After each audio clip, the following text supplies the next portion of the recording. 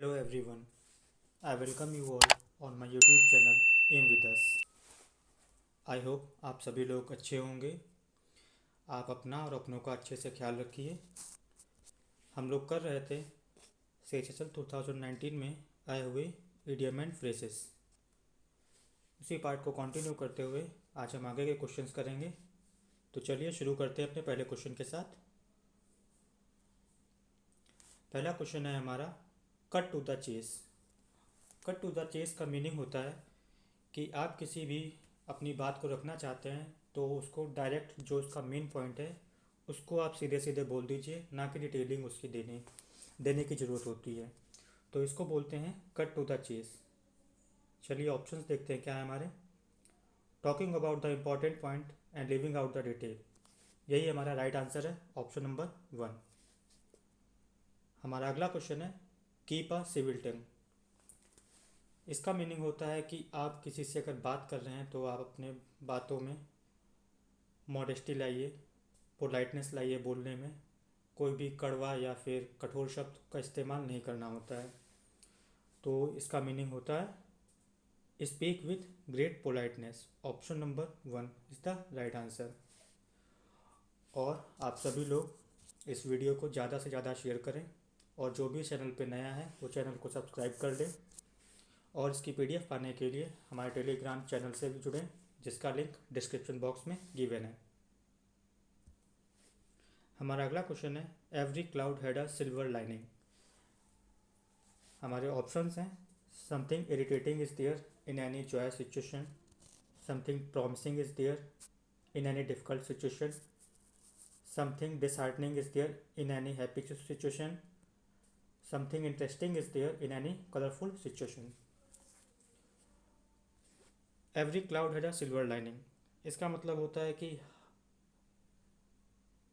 हर बुराई में कोई ना कोई एक अच्छाई छुपी होती है या फिर कोई एक अच्छी चीज़ होती है, इसका मीनिंग ये जाता है।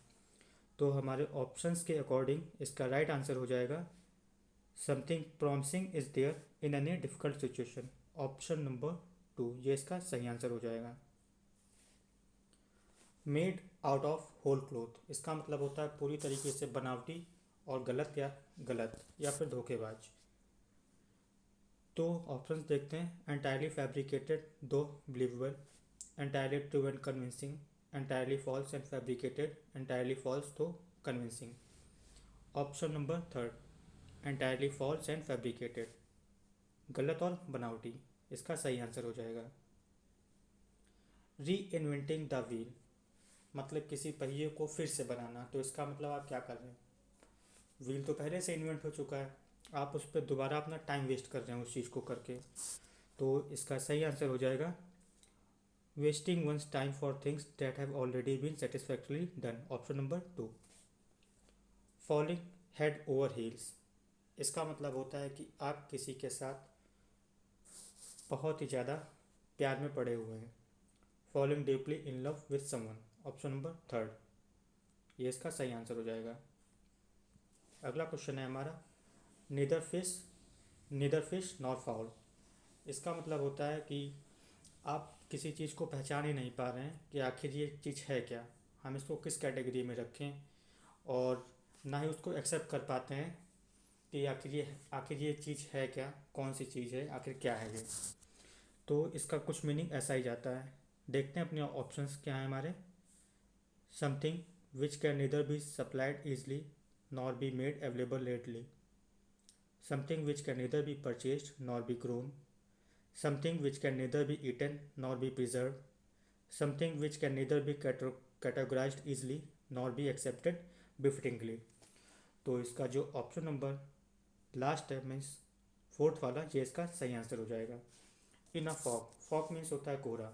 तो कोहरे में जब आप होते हैं तो आपको आगे की चीज़ें दिखाई नहीं देती हैं, क्लियरली विजिबल नहीं होता है, तो इसका कुछ मीनिंग ऐसे ही जाएगा।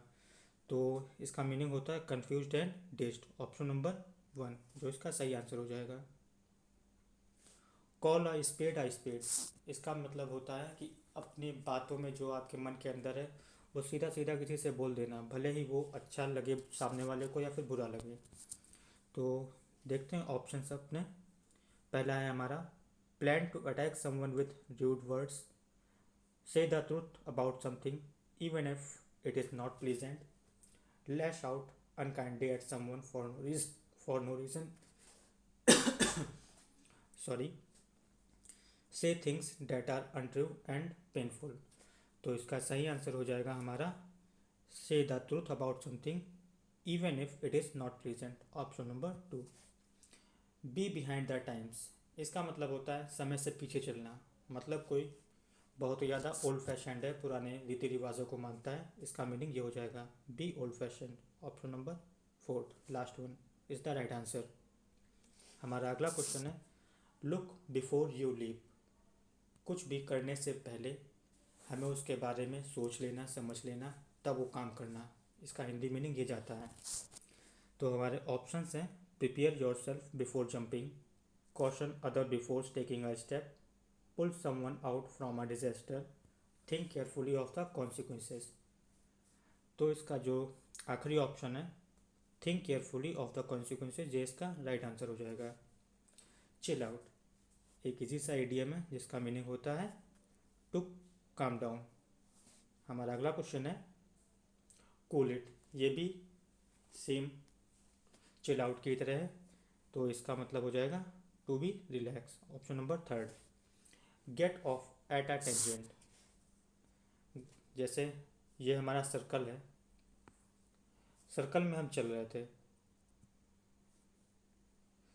और हम एकदम से इस सर्कल में चलते चलते ऐसे निकल गए टेंजेंट, तो इसका मतलब क्या हुआ, हम अपने रास्ते से बिल्कुल ही अलग हो गए।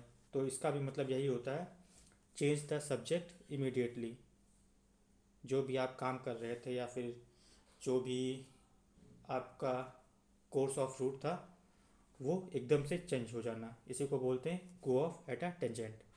हमारा अगला क्वेश्चन है make a beeline, bee means होता है मधुमक्खियाँ, मधुमक्खियाँ एक साथ ऐसे ऐसे लाइन में उड़ती हैं एक सीध में बिल्कुल, तो इसका भी मीनिंग वही जाता है go straight to, option number 3। Look after easy सा है जो आप सभी लोगों ने शायद पढ़ के भी रखा होगा, इसका मतलब होता है take care of, option number 3। हमारा अगला question Ashutosh kept a stiff upper lip even when he was reprimanded in the presence of clients, इसमें अंडरलाइंड वर्ड होगा kept a stiff upper lip, कि उसने अपने होठों को बंद रखा, मतलब कुछ बोला नहीं जबकि उसे डांट पड़ रही थी किसी के सामने, तो इसका मतलब ये होता है। तो ऑप्शंस देखते हैं हमारे remained expressionless, started sniggering, behaved insolently, kept shouting, तो इसका मतलब होगा उसने कुछ बोला नहीं, तो इसका आंसर हो जाएगा रिमेन्ड एक्सप्रेशनलेस, ऑप्शन नंबर 1। हमारा अगला क्वेश्चन है have you heard the news that Hema is looking for greener pastures, इसमें भी अंडरलाइंड होगा for looking for greener pastures, इसका मतलब होता है कि आप नई अपॉर्चुनिटीज़ जो आपके सामने आ रही हैं उनको एक्सप्लोर करना, उसमें अपना हाथ आजमाना, तो इसका राइट आंसर हो जाएगा exploring new opportunities, 3rd one is the right answer. Flying off the handle, flying of Henle का मीनिंग होता है किसी को एकदम से गुस्सा दिलवा देना, तो इसका राइट आंसर हो जाएगा सडनली बिकमिंग एनरेज्ड, गुस्सा आ जाना या फिर किसी को गुस्सा दिलवा देना, ये इसका राइट आंसर होता है फ्लाइंग ऑफ द हैंडल। अगला क्वेश्चन है to cost an arm and a leg, मतलब किसी की कीमत आपके एक हाथ और एक पैर के बराबर है, इसका मतलब क्या होता है वो चीज़ बहुत ही एक्सपेंसिव है, वेरी वेरी कॉस्टली, तो इसका जो राइट आंसर होगा वो देखते हैं क्या है not readily available, easily affordable, very expensive, to give away an arm and a leg, very expensive, option number 3 जो इसका सही आंसर है। Sleep on it, sleep on it का मीनिंग होता है कि हम कोई भी डिसीज़न लेते हैं तो उसके बारे में अच्छे से सोच समझ के थोड़ा सा इंतज़ार करते हैं, उसके बारे में सोचते हैं तब कोई डिसीज़न लेना, इसको बोलते हैं स्लीप ऑन इट। तो ऑप्शंस हमारे हैं to make a decision immediately, to make a wrong decision, to prefer to sleep then take decision, to wait before making a decision, तो इसका जो आखिरी वाला ऑप्शन है to wait before making a decision, कोई भी डिसीजन लेने से पहले हमें इंतज़ार करना, उसके बारे में सोचना समझना, इसी को बोलते हैं स्लीप ऑन इट। हमारा अगला क्वेश्चन है कीप योर शर्ट ऑन। इसका मतलब होता है कि जो भी आपके अंदर गुस्सा भरी हुई है अपनी शर्ट वर्ट निकाल के आराम से ठंडे हो जाओ। टू रिमेन कूल, टू या फिर बोल सकते हैं to calm down, to relax, इसका मीनिंग जाता है। ऑप्शन नंबर सेकंड इसका सही आंसर हो जाएगा। हमारा अगला क्वेश्चन है take something with a pinch of salt. इसका आप लोग हिंदी में सुनते होंगे किसी भी चीज़ को एक्सेप्ट तो कर लेना लेकिन उसमें कोई भी थोड़ी सी शंका रह जाती है आपके मन में, इसीलिए उस चीज़ को आप फुली एक्सेप्ट नहीं कर पाते हैं। इसका मीनिंग ये जाता है। तो इसका सही आंसर हो जाएगा to believe only part of something. Option number fourth, किसी भी चीज़ को फुली एक्सेप्ट ना कर पाना या उस पर बिलीव ना कर पाना। हमारा अगला क्वेश्चन है full of sound and fury. इसका मतलब होता है कोई भी इंसान जब बहुत ही तेज़ आवाज़ में और गुस्से में अपनी बातों को रखता है किसी के सामने, लेकिन वो उसकी सारी बातें इनफेक्टिव होती हैं, कुछ उन बातों का किसी पे भी कोई असर नहीं पड़ता है। इसका मीनिंग ये जाता है। तो इसका सही आंसर हो जाएगा merely loud and angry words but ineffective. Option number third इसका सही आंसर हो जाएगा। हमारा अगला क्वेश्चन है under the weather. Under the weather means मतलब होता है to be in low spirits. Option number four. अगला क्वेश्चन हमें हमारा the straw that broke the camel's back. Options देखते हैं हमारे to show strength and continue without a fuss, to be the last in a series of events leading one to feel that it is intolerable, to undertake a difficult journey across a desert, to make a wish for an escape from existing conditions. The straw that broke the camel's back, ऐसी straw means या कोई लकड़ी या फिर डंडा जिसने camel की ऊँट की बैक मतलब पीठ तोड़ दी। इसका मतलब ये होता है कि कुछ भी हो रहा था हमारे साथ उसमें कोई ऐसा इवेंट हुआ आखिरी सा जिसमें हमें ये फील हो गया बस अब बहुत हो गया, अब इससे ज़्यादा कुछ नहीं हो सकता। तो इसका मीनिंग ये जाता है। तो इसका आंसर हो जाएगा to be the last in a series of events leading one to feel that it is intolerable. Option number second इसका सही आंसर हो जाएगा। हमारा अगला क्वेश्चन है she declare that it was the last straw and fled. ये भी same as last question की तरह है जिसका मीनिंग मिलता जुलता जाता है। तो इसका भी देखते हैं क्या होगा। The situation had become unbearable, it was the last time she would use a straw, the situation was improving, it was the last time she would hold a straw, the situation had become unbearable. Option number one इसका सही answer हो जाएगा। Upset someone's Apple cart. किसी ने बढ़िया से अपनी Apple की जो कार्ड थी उसको जाके रखी थी, आपने उसको अपसेट कर दिया, इधर से उधर कर दिया, तहस नहस कर दिया। इसका मतलब आपने किसी के प्लान्स पे पानी फेर दिया या उसके प्लान्स को सक्सेस नहीं होने दिया, उसके प्लान्स फेल हो गए। इसका मीनिंग ये जाता है। तो ऑप्शंस के अकॉर्डिंग हमारा इसका जो राइट आंसर होगा वो होगा option number third, doing something that fails someone's plan. जो इसका सी होगा मतलब कि थर्ड वो उसका सही आंसर हो जाएगा। हमारा अगला क्वेश्चन है कम हेल और हाई वाटर। अब कुछ भी हो जाए हमें ये काम करना ही करना है, अब हम पीछे नहीं हटेंगे, अब चाहे कोई भी हमारे बीच में रुकावट आए। इसका मीनिंग ये जाता है। तो चलिए देखते हैं हमारे ऑप्शंस क्या हैं। Not ready to go on adventures, tired of all kinds of dangers, in spite of any obstacles, afraid of the challenges. तो in spite of any obstacles, कोई भी मुसीबत आ जाए अब हम आगे बढ़ेंगे। आउट ऑफ बाउंड्स इसका मतलब होता है फॉरबिडन। Option number one. हमारा अगला क्वेश्चन है कीप अप अपीयरेंसेस।